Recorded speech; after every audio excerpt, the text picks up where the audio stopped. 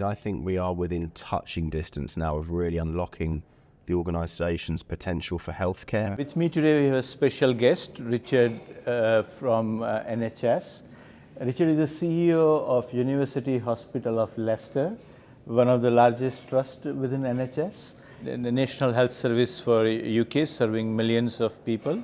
So great to have you here. And Richard, you and I were talking about earlier yesterday, we launched a book, 5-Year Century, with my co-writer Nancy. And we believe that we are living in an era where 100-year worth of changes would happen in the next 5 years.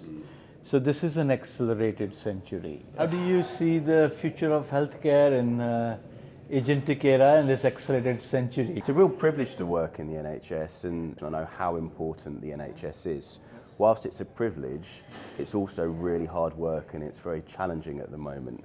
We've got 3 key priorities, and we try and explain them to an organisation in a way that people can recognise they're self-supporting, but I think inevitably there's a tension between them.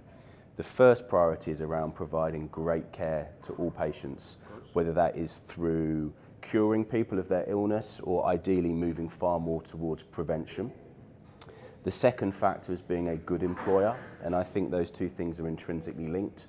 Whatever your organisation is, I think if you treat your colleagues well, people feel included, supported, involved in decision making, it enables them to give a good product, and our product is healthcare.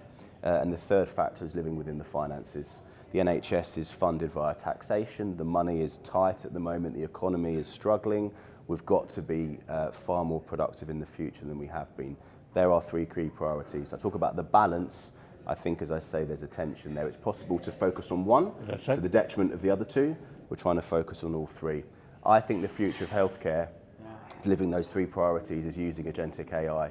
We're already beginning to really change and shape the way we're providing healthcare, the way we're employing people, the experience of working in the organisation, living within our finances by the use of this technology. Give me maybe specific examples with Agentic AI. How would it change? I'll give you a couple of examples of things we're doing at the moment. If we look through the lens, first of all, of around employment, we spend a lot of time trying to recruit people into the organisation, to onboard them, trying to support them in the organisation, and then support them if they're retiring or going to work elsewhere. Inevitably, the University Hospitals of Leicester has been fairly archaic in the way that we use information. It's been very paper-based, it's deeply inefficient and frustrating for people. And once people have decided that they are committing to the organisation, we want to get them involved as quickly as possible. We've been working with Automation Anywhere on some really cool agentic AI bots and information that has automated all of that, and we've seen a dramatic reduction in the length of time it's taking people to join the organisation, and we've seen improvements around the satisfaction rate of that experience. So I think that's a great example. And again, whether it's the outpatient setting or theatre setting or diagnostics, we're using this to drive up productivity. We think the return on investment already is probably about 3 to 1, slightly higher than that. So it's a good return on investment. We're looking to drive that further. Switch topic to leadership. One of the things we mentioned in the 5-Year Century book is in this accelerated century, leaders have to lead little more actively and lean in more. How do you see it in your experiences? You and your amazing team has been leading this transformation. I feel very fortunate, quite lucky to have the colleagues in the organisation that we have.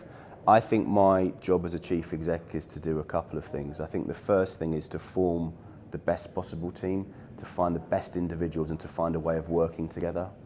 Secondly, I'm acutely aware that I'm not a subject matter expert. I come from an operational background, so I need to work with the best possible people and to have those subject matter experts. I also think healthcare is a team sport, and what we've done with some relative success is to bind people together. So agentic AI is a tool, but actually it's a tool about making people's experience better. It's a people industry, and that's why whatever the change is, we're trying to bring people together.